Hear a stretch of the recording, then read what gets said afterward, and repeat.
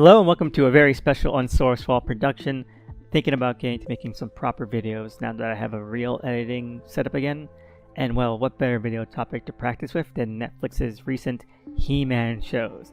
Not only because I have a very few specific thoughts about those, but also because it seems to be a YouTube algorithm goldmine and I'm hoping to cash in.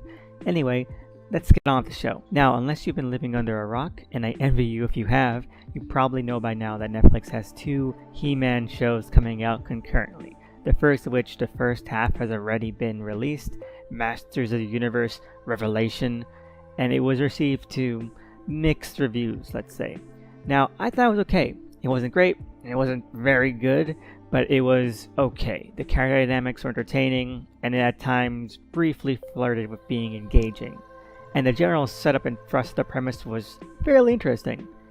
What held it back was that it was somehow both very truncated, but also too stretched out, where we're supposed to be following a grand journey to save He-Man, but also given no time to really reflect and delve into his absence, or even feel his presence in the first place before it's taken out of the equation, leaving it in a very odd position narratively, because at 5 episodes, even the stuff that it tries to set up and create through lines for, like the techno cult of Triclops, Merman's revenge-fueled motivations, or even the character arcs of Orko and Roboto, never feel like they're fully explored, either being dropped into the background, forgotten entirely, or just used as perfunctorily as possible. They can be enjoyed, and I enjoyed them because, there's stuff there that's really entertaining, but they leave a lot to be invested in, and this is a very dramatic show that clamors for investment, let's say. But at the end of the day, it's only 5 episodes, and because of that brevity in both story and forward arc progression, it just slips by too fast to be memorable outside of big set pieces. It's fleeting, and that's the best word for it. That and Sarah Michelle Gellar was severely miscast. I like Gellar, but she still sounds like a teenager and just not the right choice for the mature, battle-hardened, and cynical Tila Revelations is going for.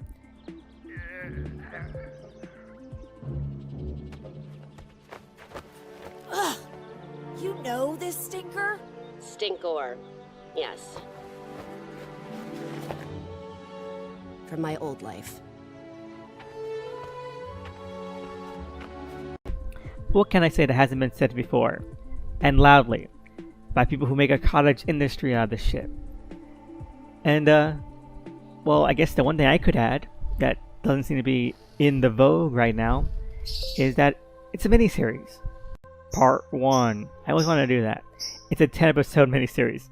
Now, one thing that a particular subset of fandom has honed in on recently with He-Man, and Revelations in particular, is that they somehow expect it to fail. Not just fail, but fail in a way that it is impossible. For example, let's touch upon, just briefly, the other He-Man show Netflix is doing, titled He-Man and the Masters of the Universe. When this show's first trailer was released, we got a wave of people going on about how Netflix was trying to bury Revelations, or can't wait for Revelations to be cancelled, even if they didn't think the show looked any good. And if you do a quick search, you can find out that they also don't think it's really good. Somehow it even existing was a victory against Revelations. Which, as I said, impossible, because it's a 10-episode miniseries. We already got the first 5, and according to Smith, we're getting the second 5 sometime soon, the next couple months. So yeah, even if you hate Revelations, that's not a pitfall you want to trap yourself in, because it makes you sound like you don't know what you're talking about. But it just kind of speaks to the all or nothing mindset that this particular fandom fringe goes for. And let's move on to the second part of this video. I want to title, again, it's only 10 episodes. Now, there's this idea out there that Revelations has ruined He-Man forever, and it's a very prolific idea. Now let's try to do some quick math of the amount of He-Man stuff is out there. First, we have the episodes of the original series, and the sequel series, and the She-Ra spin-off, and let's not forget the animated special, the live-action movie. Oh, also the 2002 reboot, we gotta add that in there. The She-Ra reboot. And, okay, let's add it all up, and wow, it's a fuck ton more than 10 episodes. 10 really short episodes. I mean, That's not even getting into the insane amount of tie-in merch, which, let's be honest, is the real franchise. There have been countless He-Man storylines over the decades, and there are several going on concurrently to this day. There are hundreds of figures from hundreds of waves that tower over the amount of television and film material dozens of times over. Enough to fill an entire goddamn book, which isn't even everything. And a book that was already out of date from the mainline stuff months before it even came out. Even the Revelations toy line itself, which some may claim isn't moving any stock, is simply just a branch of a larger He-Man toy line that Mattel is using as like the base of new 7-inch figures they're doing, called Masterverse. So that will live past the advent of this show. So yeah, just 10 episodes. Like, if 10 episodes, a fraction of a fraction of a fraction, is the death of He-Man for you, then I don't know what to say, because it isn't, not by a long shot. And I guess it's weird to conflate the two, so to speak. But I guess that brings us to the newest show properly, because part 3, this is a show meant to sell toys to kids. Now, I don't mean that condescendingly or facetiously, but that's kind of the main goal of this entire franchise. Well, most of the entire franchise. Being toyetic and being very appealing to kids so that they buy the plastic, enough that they want to bash around their own figures. The original show did it, the 2002 reboot did it, the movie failed to do it, and I feel like this kind of perspective has been lost, especially in the reaction to the trailer of the new version, which, you know, is admittedly really too wacky for its own good. A master of the what now? It's the kind of show that's pretty prevalent these days, at least in terms of humor, very self-aware, very self-deprecating, and really aimed at being light and silly. And, well, given all that, I have to ask, why is that such a bad thing?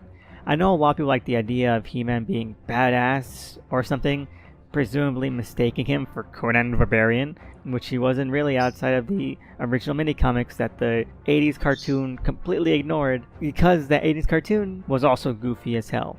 And again, I don't mean that in a bad way. These things are for kids, and you had Orko and Cringer and silly adventures that led to a nice moral lesson, and that was fine for a kids show. And what I mean by that, and when I mean that, oh, it was good for a kids cartoon, that doesn't mean that kids content has a lower bar. It just means that the bars are placed elsewhere, that where they need to excel is in different aspects. Okay, there's different metrics to these things. So while it is pretty undeniable and indefensible that this He-Man looks like Fortnite, because holy shit, Fortnite should sue, it also still looks like a pretty damn fun kids cartoon. Part 4. Alright, I'll stop that. Part 4. What's it got? Well, basically, it seems to have what every decent kids cartoon needs. A sizable cast of characters that seem to bounce off each other well because they have a solid amount of dynamics. You have the sensible one, the chaotic one, the comedic relief, and the hero that seem to bounce off each other fairly well from what we see of their interactions here. And also, there's some fun lore integration, such as Teela and the Sorceress being combined to a single character, like the original mini-comics and Toyline tried to do, but that was cut out of the cartoons, you know. And it seems that Mattel is trying to push that leftover idea back into the fold, since it's part of Revelation's whole plot arc, and even having a Teela Sorceress toy that's slated for release is part of their new Origins line. It's kind of awesome when that thing happens, because it feels like a mythology of a franchise expanding in a natural way. To get more into why I'm personally excited, even just a little bit, it's because the show is being made by the studio behind Netflix's Troll Hunters franchise. Now, I understand why that can be a little worrisome as well, given how Troll Hunters dropped the ball at the end, the writing-wise. But one thing that the show always unexpectedly excelled at, even at the end, was its action scenes. I mean, look at that. That's awesome. I can't believe a CGI kids cartoon looked like that and could do shit like that. And the trailer shows a fair amount of that too. I mean, sure, the art style is very cringe is the good word, but there's no denying it has a lot of action pizzazz. I don't know, I just hope it turns out good and lives up to the potential it does have, because it has a lot.